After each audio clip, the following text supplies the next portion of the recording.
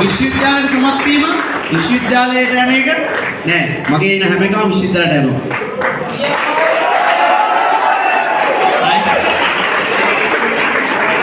කොහොමද හැමතිස්සම නිවැරදි විෂය කරුණු තියෙනකොට විභාගේ සමත් වෙලා විශ්වවිද්‍යාලයට යන එක නියතයි. right?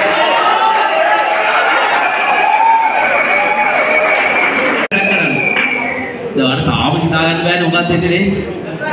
right? ඒක දැන් ඇවිල්ලා තියෙන්නේ එළියේ. දැන් එළිය ඇවිල්ලා තියෙන්නේ. මේක පුද්ගලයෙක් නෙවෙයි. කන දේවල් ඉතින් හැමදාම වැඩක් නැත්තේ නේද? right?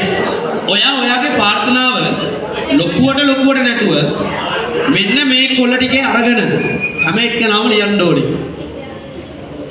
හැම එක්කෙනාම ලියලා